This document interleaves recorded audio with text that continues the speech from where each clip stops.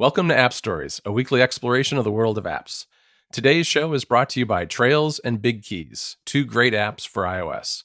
I'm John Voorhees, and with me is my co-host, the editor-in-chief of MacStories.net, Federico Viticci. Hi, Federico.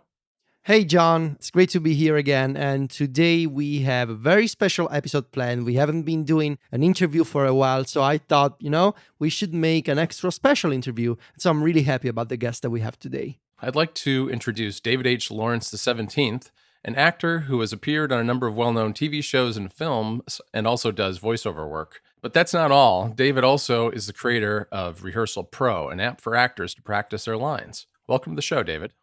Thank you for having me. I appreciate it. Hey, Federico, over there in Italy. Hey, this is me from Italy, from Rome. Hi.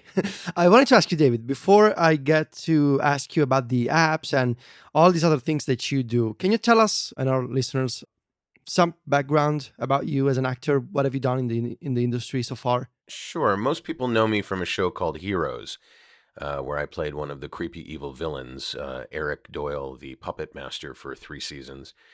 I did radio for about 35 years, and at some point in time in my 40s, I got this wild hair to say, hey, maybe this gorgeous face and this amazing physique, would work on camera as, the goofy neighbor or the crazy uncle or the frat boy that never grew up. And so I thought I'd try doing on-camera work, and I came out to Los Angeles and trained for it and got my first booking at age 50. So second acts are very important to me. And as I got into it, the same things that had happened to me my whole entire life as a performer started happening as an on-camera actor. And that was the combination of technology and performance. I can't deny my technological roots. I worked for AOL, I worked for ARPA, I worked for Google, I worked for Yahoo. I worked for a lot of big companies while I was working on radio doing my show, which was about technology. It was called Online Tonight, and then the David Lawrence Show, and it was about technology. And these little threads of entertainment and technology weaved their way into my life without me trying. It's just the things that I gravitated towards. So there you go. So I think I've heard this story before, but what led you to make rehearsal and, to jump from acting to app development? It's quite the jump, really. Yeah, I mean, I didn't actually leave acting to be an app developer. I was actually asked to audition for a show on NBC, which is a network here, but I had to learn my lines and get everything squared away for the audition within a couple of hours. And I wasn't at home where I normally use my studio, my microphone, to record my lines and my scene partner's lines, and that's how I rehearse. That's how I memorize what I was doing. And I was driving a little bit dangerously down the 101 here in California, and it's the second most dangerous highway in the world after the 405, which is also here in Los Angeles. And I'm like, there has to be a better way to do this, because I was working with my phone. This was long before the no texting and driving, and I was violating every single one of those rules trying to get my lines down. There has to be an app for this. And there was, but it sucked. And I said, you know what? I don't think anybody who's made apps like this understand, number one, how we work as professional actors, how our workflow is, how we acquire auditions and work, and what we have to do to prepare for that stuff. And so I'm not just going to create an app that helps you memorize your lines. I'm going to create an app that helps you manage your entire audition and performance process. And so in 2009, we came up with Rehearsal. Then when the iPad came out, Rehearsal 2, and then last year, Rehearsal Pro. So did you do it by yourself, or I assume you got help from a designer or a developer, I think? Yeah, so in the beginning, I had done internet marketing for a long time, marketing my show mostly.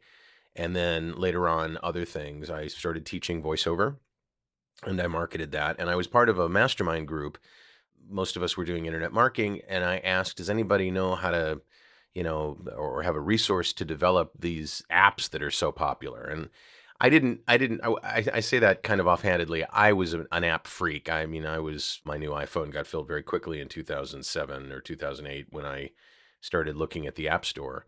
And one of the guys in the mastermind group hooked me up with a guy who is not only a developer, but also a Heroes fan. And Hmm. Brian developed the first version of it. We did it on a revenue share basis. And then I think Brian, his company got purchased by a big company, and he couldn't work on anything other than their projects after that. And this is after 2 or 3 years in. So I purchased him out and started that journey to find other developers. I have a background in UI UX, so I did sort of the framework design, the wireframe design, but I'm not a coder, so I didn't, I always have to rely on third parties to do the coding, and I found a group that I've been working with for the past few years that is just great. They're very responsive. They love the idea that the app is being used by huge superstars around the world. And I never get pushback when I say, hey, the app is doing this, it should do that, or I'd like the app to be able to do such and so. They are very, very enthusiastic and supportive of what we do. David, you mentioned that the app is designed to fit with an actor's workflow in both getting work and practicing lines and that sort of thing. Could you explain that workflow a little more and how the app works with that? Yeah. So actors, one of the things I've noticed about my competitors is, and I can tell right away that one of the developers is a community theater player or an amateur actor in whatever town around the world he happens to be in.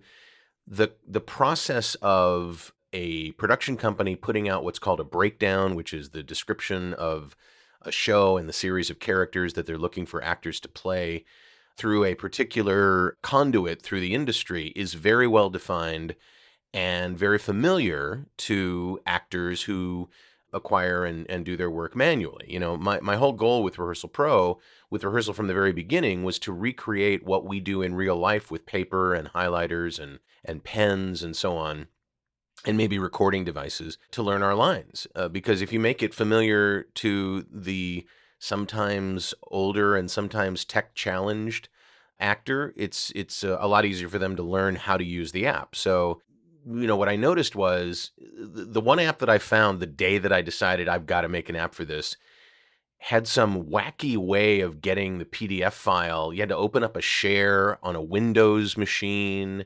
It was just crazy. And I thought, I see the path easily. You email the PDF to the app, to whatever server the app is listening to. And that's how we do our acquisitions. We also let actors, if they're in the midst of a workshop or they go in for an audition and the casting director says, yeah, that was great, but I've got this other part that I want you to go outside, take 15 or 20 minutes, prep for, and we know it's going to be a cold reading, but just come back in. We let them take snaps of each page, and then they can mark up the page there, and they can get that done really quickly. That happened to me just the other day, auditioning for a Nickelodeon show. And it was so easy to use the app to do that. So we very carefully follow a path of pre-reads, which is before they decide who the group of actors is that they're going to seriously audition, then producer sessions, callbacks, chemistry reads. It's a long process. It's lucky anybody ever gets booked on anything. It's such a convoluted thing, but it is a process that actors understand. I don't think most of my competitors understand that process whatsoever. I think they thought, oh, this would be a cool thing to do. I've read their bios, I've read their about pages, and nowhere does it say so-and-so has been an actor for 30 years and, is bringing his experience in this process. And as the process has changed over the last 10 years and become far more electronic than in person, at this point, there's much more at-home auditioning going on where you have to set up your own camera and your own lights, and so everything's moving in the direction that the other areas of performance have moved to, and that is giving the individual a lot more technological control over the process. Thanks to Trails for supporting App Stories. When you start your next outdoor adventure, make sure you bring along Trails. Trails is a GPS tracker and logbook that gathers statistics like altitude, ascent and descent, speed, pace, and duration. It also includes topographic maps available for offline use when you have no data connection. Trails is great for hikers, cyclists, runners, canoeists, and anyone else who loves the outdoors and wants to collect data about their activities. Trails is state of the art. It takes advantage of the latest Apple hardware and features like 3D Touch, Spotlight Search for tracks and waypoints, Siri to start and end a trip, a Today widget, and AirDrop sharing. In addition, you can use an Apple Watch as a second screen to display live statistics and gather heart rate and calorie data. And with the Series 2 Apple Watch, you can even start recordings without your phone. When you're back home and want to share your data, it's easy with Trails because it features a wide array of ways to export and share the data you collect, like integration with Apple's Health app, GPX export, and the ability to upload to Trails.io to share your trips. Soon, Trails will add a dashboard display with summary statistics and graphs of your activities using customizable date ranges and optional filtering by tags. Trails does so much, there's no way to cover it all here, so go check out the show notes for a link to the Trails website where you can see everything it does for yourself. Trails has a special deal for our listeners. If you install Trails, create a free Trails.io account in the app and send Trails a support email with the subject App Stories. You can find a link to the email right in the app. It's also support@trails.io. They'll add 1 month of Trails Pro to your account for free. Again, that's support@trails.io. Thanks again to Trails for sponsoring App Stories. Obviously, this is the kind of app that, at least the way that I see it, it makes sense as like on mobile devices, right? You need to move between sets and Sure. you need to go to auditions. So it seems to me like it's an app that only makes sense with portable devices like the iPhone and the iPad, right? Yeah, it's interesting because I get questions all the time from actors saying, "Is there a Mac version or a Windows version? I'd like to use this on my computer." And I just remind them that it's probably not a good idea to be trailing around the power cords or even just the untethered version of a laptop on stage or on a set when you can use a mobile device. It's designed specifically to not only be mobile in terms of, moving from set to set or from production to production, but also city to city, within your home. Maybe where your computer isn't where you do your rehearsal for your auditions, and so anywhere you can go, a mobile device can go, but not everywhere you can go can a laptop go. Right. Or a desktop. So we also don't develop for Android either.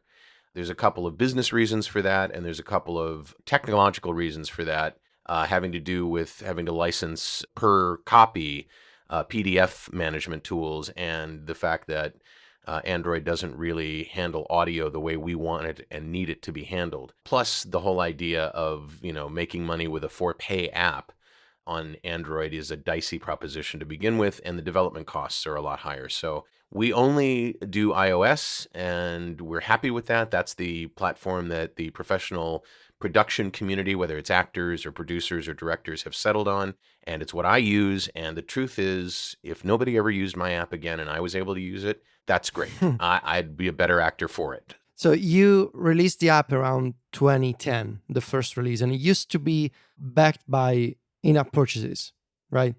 Then you sort of also had like a monthly and annual subscription, but now it's a paid for $20 app. Correct. Can you explain this switch? Because most of the industry seems to be going in the opposite direction, from Right. paid apps to in-app purchases and subscriptions.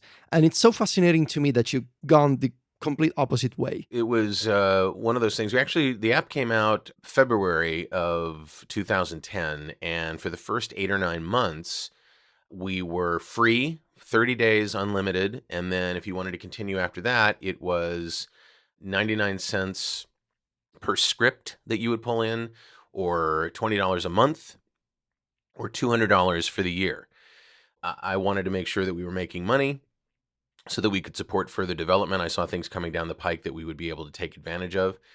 And the truth of the matter is I thought, look, the average actor, a professional actor gets, and this is a low number because most people get no auditions, but the average actor gets 5 auditions a year.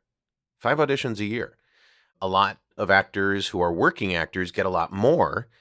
And I thought, $20 a month, if you're landing a role that's paying you $1,000 a day, which is a pretty easy benchmark to use for professional work on television or in film, Or if you're a series regular where you're working all year long and you're making $30, $50, $100,000 per episode, $20 or $200 is noise. Mhm. But what I found out was that people wanted to use the app not only for auditioning and not only for production, but also for schoolwork, for their own self-generated workouts with other actors just to keep their muscles flexed. And they looked at that 99 cents or that $20 or $200 as nickel and diming them. Every time they wanted to use the app, they had to pay for it. So I thought, okay, and I talked it over with Brian and I said, I think we should try this one-time payment and see what happens. $20 is easy to say, it's easy to pay. It is less than it costs for the other tools that we use in the world of acting, less than headshots, less than workshops, less than acting classes. And I held my breath, and in December of 2010, we flipped over to a paid model, and I wasn't making that much money either. I was making like coffee money every day. Like I'd go in and be, oh, here's your $5 for the day. So people were using it, but they were kind of, and I surveyed my users and I said, what do you think? And they said, yeah, we'd love to be able to pay just $20 one time. That's what the active users said. I had no idea what the other users were going to say that didn't respond to the survey. So December of 2010, we flipped the switch, became a paid app, and I started making mortgage money every day. And it was because actors did that math the same way I thought they would and that I did. And, $20 once, and all the upgrades, all the updates are free. When we came out with Rehearsal 2, we didn't charge an upgrade fee, but the code was getting really creaky by 2015, and we really needed to rebuild the app from the ground up, taking advantage of the new stuff that was available in the iOS development area. And so for that one, I spent well over $100,000 of money that I'd made on the app, and we charged another $20 after 8 years for the new version of the app. And there have been all along actors who are like, apps should be free. Why are you charging? How dare you? But they're not in the business. They're just actors. And I don't mean just actors as in poor limited people, but they're not developers and they don't understand the business process. So I hope did that answer your question? Yes, very much so. Okay, great. Yeah, Great. because I guess it makes sense because, as you say, it's all about the calculation and understanding, sort of getting in the mindset of an actor. And that's one of the reasons why I think the story of Rehearsal is so fascinating to me, because would you say that this whole business wouldn't have been possible? Like if you were not an actor, you wouldn't have been able to understand exactly what actors need. And so it's this kind of unique story that because these kinds of these people and this profession and the tools that actors need, you're able to make software just for them with a business, with a paid upfront strategy that works for them. Yeah, absolutely. I mean, it's been an education process for some of my clients, especially the ones that were angry that there's any payment involved and all. And all I say to them is, please don't make the mistake of confusing value with price. If this app isn't valuable enough to you to pay $20, then don't use it. I don't want you to spend money needlessly. Actors are notoriously poor. It's a tough business to be in. It's filled with rejection. There isn't enough work to go around. There are lots of actors who know how to do the job better than I do. Sometimes I win, sometimes they win, but it's a tough business to be in. Only very few actors are very successful. And so, I get that $20 can be a lot of money, but then when you compare it to the other things, as I said, it's not that expensive. And the value to the people who use it all the time and book with it is immense. $20 is nothing compared to making $8,000 a week as the guest star on a show, or being a series regular, or booking a film. It's worth every penny, and it helps you be a better actor. Yeah, I assume, David, that this probably broadened the base of your users quite a bit, because you were going from $20 a month or $200 a year to $20 flat fee. Is that right? I mean, do you have a sense for what the evolution of your user base has been since you went to the paid upfront model? Yeah. It's become much more serious users. When we were free, anybody could download it and anybody would. And then in those days, they weren't really actors. And because people could diss you without, any sort of reaction, they would, as they gave it a 1-star rating as they deleted it. or they would leave, reviews saying, this is stupid. They don't get it. They don't get yes, one of the early criticisms was all this is a PDF markup app with a recording function. And I'm like, well, that's one way of looking at it. Yeah, right. There's a lot more. It's a lot more than if you were an actor, you would understand. But since you're not an actor, you don't even see what the value is to people like me in the industry. And so, yeah, once we started charging a flat rate for it, nobody who wasn't an actor ever wanted to download it. And our returns are, I guess, extraordinarily low. I'm sure there are a lot of paid apps who have huge returns if they disappoint the people and then they eventually go away because the ratings are so poor and the reviews are so harsh. But we have a very low return rate. And what we love is when a celebrity is using the app and they just casually mention it. Jane Fonda and who's the woman that stars with her in Frankie and Grace? Lily Tomlin. Were at an Emmy nomination sort of roundtable, and the moderator said, "So how do you guys? You're getting on in age. How do you learn your lines every day for this thing?" And Lily had her way of doing it, and Jane Fonda goes, "Oh, I use an app. It's called Rehearsal Pro. It's awesome." Oh, nice. And That is all nice. these people. Well, this happens all the time.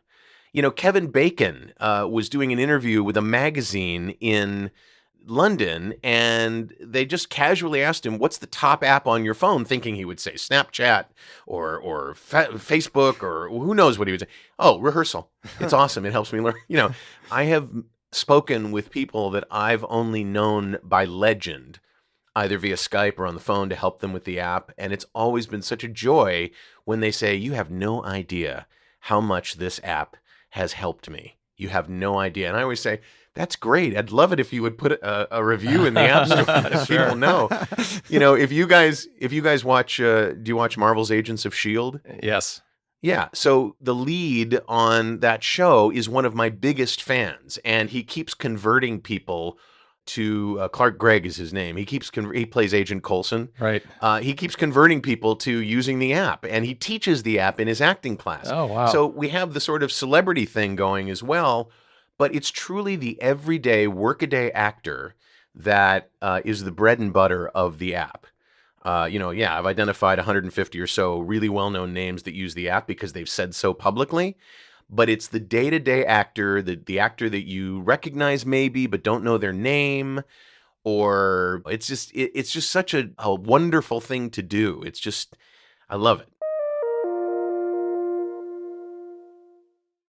Thanks to Big Keys for supporting App Stories. Hassan Hattab is an indie developer in Dubai. He has a visual disability that makes it difficult to read the standard iOS keyboard, so he made his own called Big Keys. Big Keys has a bunch of things that makes it easier to read the keyboard. You can adjust the font size and emoji size on the keyboard. Big Keys has its own numeric keypad. It tracks the last press key, and you can even use Big Emoji as the default keyboard. Big Keys is available in Spanish, French, German, with more languages on the way. Check the show notes for a link to Big Keys on the App Store. For 1 week only, Big Keys is just 99 cents, down from $2.99, so go get it now. Thanks again to Big Keys for supporting App Stories. It's really interesting to me from a marketing standpoint, having a clientele that at least is in part comprised of people who are incredibly well known, because the marketing kind of takes care of itself Yeah. if those people talk about it for you. I mean, it's free marketing from people that have an incredibly huge fan base themselves. Yeah, it is. And they also turn out to be some of the nicest people in the world to work with. I mean, none of them are jerks or pulling the celebrity card. I've never had that happen. And it's taught me a lot about the business from an acting perspective as well, as to why people get ahead the way they do, and to know that Rehearsal is helping them do that. Oh, it's just great. Yeah, no, that is fantastic. I think you make it another really interesting point, which I think a lot of developers forget about, which is if you do have a pro app and you're charging a pro price, which $20 really is, you really do avoid a lot of the grit and grime of the App Store, because your average person who would download a free app and leave a 1-star review is not going to spend $20 just for a drive-by 1-star review. Yeah. And that happens sometimes. People don't watch the tutorial videos. They find it confusing. They don't know what they're doing. I imagine they find most of what goes on their iPhone confusing because they're just challenged technically. And we try to make it as simple as possible, but we still have the occasional person who doesn't get it, and they're never ever professional actors. It's what I've noticed is that, they'll describe, yeah, I was trying to do this for a high school play, blah, blah, blah. And you think, a high school kid doesn't understand how to use an app on a phone? That's crazy. But it happens. And now that you're able to respond to those reviews, the reviewers have gotten less vitriolic when they're being negative. And I have yet to respond to a review. I haven't had to. I do the tech support for the app. I use an app called Text Expander to create really nicely formed responses. And how many times each one of those responses is used in Text Expander tells us what we need to do to fix the app. Because if people are having the same issues over and over again, we take a look at it and straighten that out. Yeah, so you're basically using the text expander statistics for sort of to understand what's the most common technical problem. Yeah, absolutely. And also, I'm my best customer, I think. I use it pretty much every day. I get a lot more auditions as a working actor than most actors do. And so I'm really putting it to a stress test. And when we came out with Rehearsal Pro, we added the ability to sync between devices, which sounds, that should be easy to do. Well, when you're dealing with markup and you're dealing with versioning, because, Yeah. the writers will come out with a new version every day, the versioning challenges when something doesn't change is tough enough, but you add to that, and we're about to introduce a community to the app where one actor can hire another actor to be their rehearsal voice. So instead of them voicing the other person's lines, which is the way it's been done for the last 8 or 9 years, you can hire somebody through this community to take your script and prepare it. And, if I'm doing a scene with a 29-year-old female, my voice is not going to be necessarily the best voice. It works fine. If nobody ever wants to do this, it's fine. But if I can find a 29-year-old woman to read the other character's lines, it's going to be that much more realistic for me to then work with the recordings and the scenes and learn my lines, right? Yeah. Or maybe I want somebody to be what's called a reader in a casting office. They never add any acting to it, right? It's always flat and fast, and they just say the lines. It's not their audition, it's my audition. So they do that on purpose. So maybe you say, I'm going in for an audition. Can you read like a reader? So that being introduced is going to be a whole new level of complication, but we're going to charge by the year to be a member of that community and to be able to offer your services. It's going to be low cost, like $29.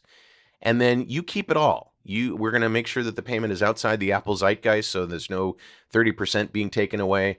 And we're also going to give people the opportunity to contribute to 2 of our industry's most well-known and respected charities. They can apportion a certain amount of their money for the Actors Fund or for the SAG Foundation, and that helps other actors. So it's going to be I don't know how it's going to work. I've been working on it for 3 years. I've spent a lot of money doing it, and we'll see what happens. Maybe it'll be received well, maybe it won't. So besides this community feature, what else are you, if you can tell us, what else are you considering for the future of the app, whether it's iOS 11 or new features like subscriptions again? Is there something that you can tell us today that you're planning? Yeah, I mean, our big thrust right now is getting the community out, but obviously we're looking towards 11 to see what's going on. What we already have, obviously downloaded the betas and we're testing with iOS 11 beta, and the app is performing great, so we're very excited about that. But at this point, I'm actually very concerned about the app being too dense, too many features, adding more just because time is marching on. I would rather spend the next few years making the app sleeker and easier and working on the UI, working on the experience. We added a feature for stage actors in Rehearsal Pro. Oftentimes when you do either of you act? Are either of you actors? No. Nope. No? No. Okay. So imagine you're going to a local community theater or a high school or an amateur theater or even Broadway. We have users use it on Broadway. Usually on Broadway, they will send you a very clean text-based PDF of the script. It's a big league, so they can afford that. But 99 times out of 100, if you're going to go do a show at the local theater, they're going to buy one copy of the play and then put it on a Xerox machine or on a copier and do it sideways, 2 pages side by side, and that's how you'll get your copy in either hard copy or maybe they'll email you a PDF. But my app works in what's called single page continuous mode. So it's portrait from top to bottom. So page 1 is on top, then page 2, and it scrolls. And as you record your scenes and scroll the script, when you play it back, the script scrolls exactly the way you did it when you recorded it. When you have something that's scanned sideways and not following one page after the other, the app doesn't work very well at all. So what we added was this feature where you could rotate pages, you could crop individual pages from a page and create a new version of the script that does work the way we do. And then you can collate. Writers are notorious for coming up with new lines at the last minute, and you can grab their collation rev and put it into the script that you're already using. And you can also tint, because we have colors that we use in the industry for various versions of the app. There'll be the original script, and then they'll make some revisions. That'll be the blue script, and then the ivory script, and then the goldenrod script, and so on. So we have all the standard colors in the app as well. And that was a real pain in the butt to do, because we're asking the app to do a lot of stuff that I don't think some people ever thought would be something that an app would do. And one of those things was taking pictures of your pages and turning those into, if you had only a physical copy and you could take snaps of it. Well, we had a whole thing set up for that, which, works okay. It's not my favorite part of the app because it creates very large images. And if you have a really long script, it can be a challenge for the memory of the app. So now with Adobe coming out with Adobe Scan, we're going to have people just go over to Adobe Scan, because Adobe Scan does a great job of doing that. And so when they click on the camera in the next rev of the app, it's just going to say, hey, use Adobe Scan to scan in your thing. If you're not, if you don't have it, here, we'll take you to the App Store. It's free. It works great. It does exactly what we want and so much more. And then we'll show them how to round trip it back to rehearsal. So as time goes on, it just becomes, certain opportunities present themselves. I had the opportunity to talk to the chief scientist at Adobe for PDFs, and he goes, wow, this is great. I had no idea. This is awesome. He was like, I'm sure that happens to him a lot. We're using PDFs to save the world. Wow, that's awesome. Did that answer your question? Yeah, I think it does. I mean, that's amazing to me, because you're right. I mean, I think a lot of people who develop different technologies like PDFs, for instance, don't ever imagine exactly how people are going to use them going forward. And it's always neat, I think, as a creator of something like that, to see what people do with it. Yeah. So I totally get that reaction. Sure. David, I want to thank you so much for joining us. I mean, Federico and I have really enjoyed this conversation. I mean, to me, it's just fascinating to see someone who's in the industry make a particular industry, whether it's acting or any other industry, make an app that's designed particularly for the people who do the same thing. And I think that's how some of the very best apps are made. And it's just been great talking to you about how Rehearsal Pro came to be. And thanks again for your time. Sure. I appreciate it very much. Thanks for having me. All right. Well, that's it for this week, folks. Thanks again to our sponsors, Trails and Big Keys. We appreciate getting listener feedback about the show, so feel free to email us at hello@appstories.net or get in touch with us via Twitter, where the show's account is @appstoriesnet. As always, you can find both of us writing at macstories.net and on Twitter, where Federico is @Viticci, that's VITICCI, and I'm @John Voorhees, JOHN VOORHWES. Talk to you next week, Federico. Ciao, John.